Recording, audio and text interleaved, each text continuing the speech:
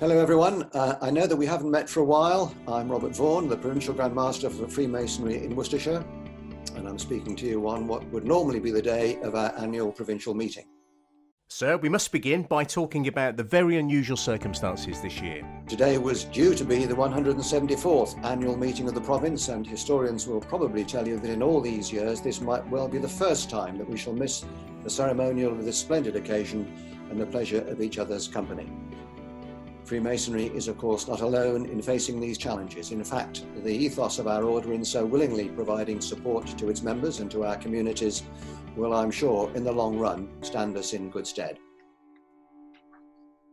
I think it's fair to say that until the crisis, this had been a particularly enjoyable year for the province. I'd like to start by saying what I would normally say at the finish, by thanking very much the whole of the provincial executive, the administrative team, the non-collared officers and the rest of the volunteers who work so hard and so willingly for us at all times. In particular, I must thank the Provincial Secretary, Ian Sharrett, who successfully faced the challenge of the move to a new venue for last year's annual meeting, which showed a record attendance of well over 700 brethren, and when we were privileged to have with us the Programme Master, who I know enjoyed his visit to Worcestershire very much. The regatta at Worcester in July turned out to be a great success, thanks to the hard work of Patrick Firminger, David Davis and their team, but especially because of the wholehearted involvement of the Assistant Grand Master, Sir David Wootton, and the generosity of Worcester Rowing Club and its captain, Anna Singleton. The gala ball at the Chateau at the start of the year was great fun for all of us, a great success, and many thanks are due to David and Sue Emery, Bernard and Wendy Callow, and all who helped with the organisation of that occasion. There are always many people who do wonderful things within the province. Is there anyone else who you would like to thank?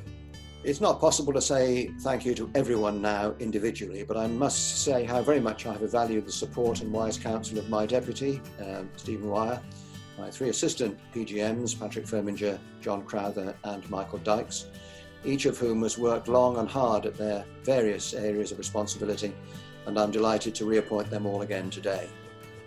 I thank the two provincial wardens last year, David Emery and Bernard Callow, who've been great supporters and excellent company, and although this year has been cut short, have both worked so hard for the province in a whole range of different ways, and I'm extremely grateful to them too. And of course there are many excited brethren receiving acting appointments this year. Yes, I've today had the great pleasure of appointing and reappointing acting officers, past ranks and promotions, and I congratulate all those brethren on their thoroughly deserved honour.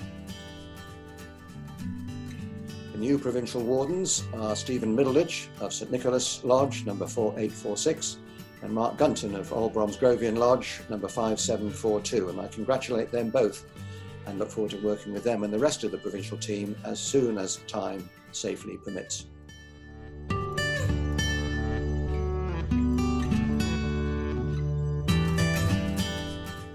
We should be very proud that no fewer than 7 members of the province were appointed or promoted in Grand Rank in April, 2 of them receiving the special honour of acting rank. Charity is more important than ever before in the current situation. How is the province responding? Charity is more than offering financial support. Vitally important as that is. I've been hugely impressed by the goodwill and encouragement that has been shown among our members in providing assistance for those in any sort of difficulty or mental stress. The excellent work of the Cubic Club is a fine example of this. And of course, our charity steward, David Day, and our almoner, Dr. Charles Gwynn, have also been instrumental in getting help to those in need. And what is the MCF's reaction to the coronavirus crisis?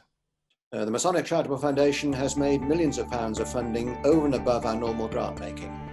The initial £1 million was allocated to 10 regional groups, with £100,000 coming to Group 3, which comprises Shropshire, Staffordshire, Warwickshire and Worcestershire, and continuing to support a range of local charities and good causes, including the provision of PPE, grants to food banks, young carers and women's refuges, and notably the provision of digital tablets, 150 in conjunction with the province of Warwickshire to the Queen Elizabeth Hospital NHS Trust in Birmingham, and 30 to Worcester Acute Hospital NHS Trust.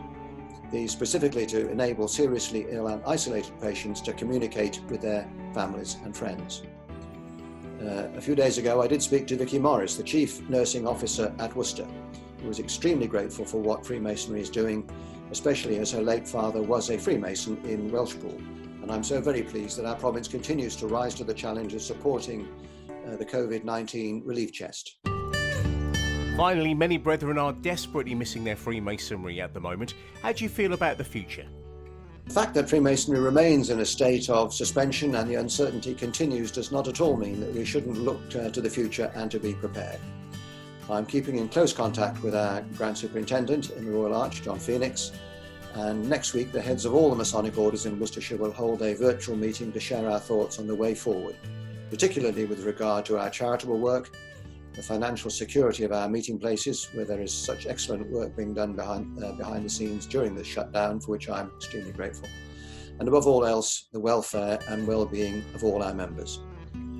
Brethren, do please make that your priority now. Contact and take advantage of technology, even the old telephone. Zoom events are everywhere and making a great contribution to sustaining Masonic engagement and enjoyment. And for those so minded, don't forget to join Paul Wong and the Cubic Club on its virtual Land's End to John O'Groats bike ride. I shall attempt to take part in that if I can. Festival 22 will be the eventual winner. So in conclusion, on behalf of Steve and myself, we wish you all well, good health, have a happy summer and safe time together, and we wish you well.